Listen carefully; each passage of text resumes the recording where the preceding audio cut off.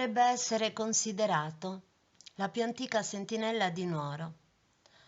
È una torre nuragica circondata da un villaggio sul colle di Tancamanna dell'epoca del Bronzo Medio, 1500 a.C. Oggi è un incrocio di simmetria tra la chiesa parrocchiale del Sacro Cuore, centro del quartiere, e il complesso claustrale delle Carmelitane Scalze. Da qui si osserva questa parte di città che si muove e avanza, e lassù uno dei villaggi inglobati dentro la città. Da qui l'hanno fatta nascere e cullata poi questa madre nuragica. La città se l'è mangiata. Le fondazioni del Trenino, delle case a schiera, del manto asfaltato nascondono misteri e segreti dell'antico abitato del Bronzo Antico. Il Trenino nacque negli anni 60, vagoni in fila a scalare il colle, nelle finalità pubbliche a dare casa a chi casa non poteva permettersi, come i nuoresi sanno, luogo per decenni di degrado e marginalità, oggi recuperato alla dignità del tessuto urbano e circondato dal verde del parco di Tancamanna, incastonato in una dimensione archeopaesaggistica che la Sardegna invidia, il nuraghe. Un tempo da queste parti le volanti passavano un giorno sì e l'altro pure.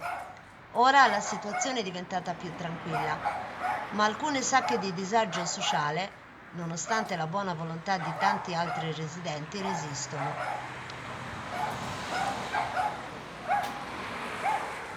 Questa zona potrebbe offrire tanto, ma ci sono appartamenti occupati abusivamente da persone molto povere senza lavoro e a volte anche prive di senso etico e civico.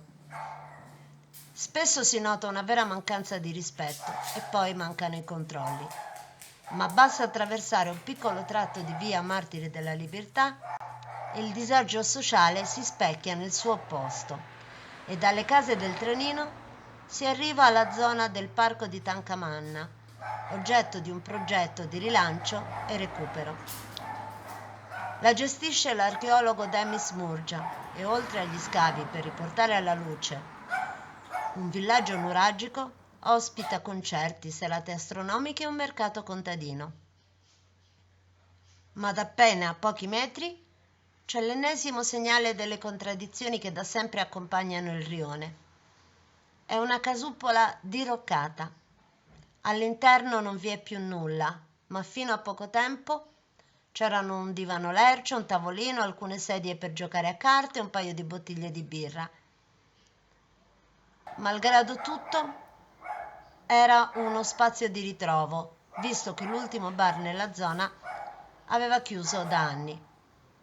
Il quartiere però sognava altro, oltre che in questo luogo alcuni extracomunitari avevano trovato dimora.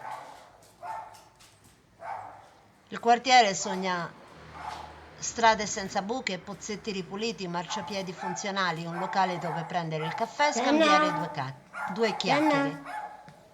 Vieni. In fondo chiede soprattutto decoro.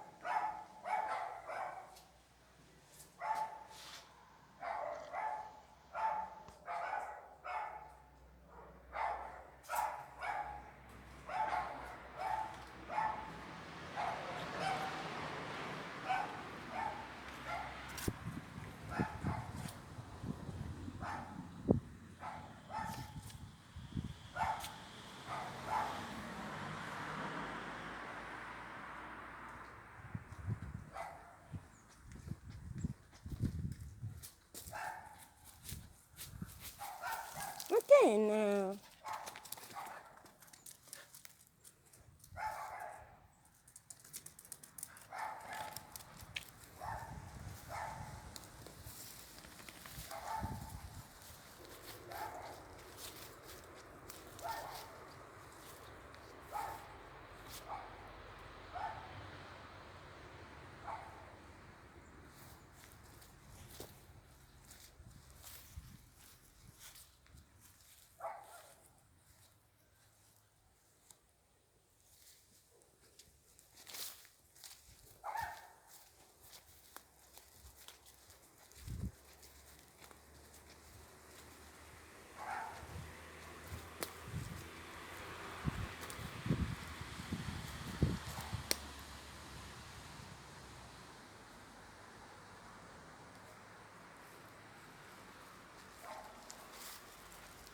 Tenna, andiamo, Tenna, andiamo.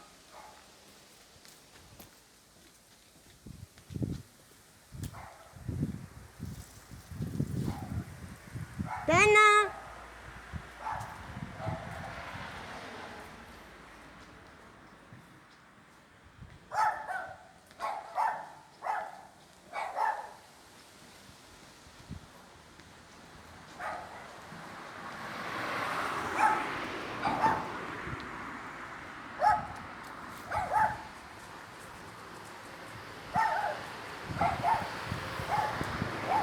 Ferma,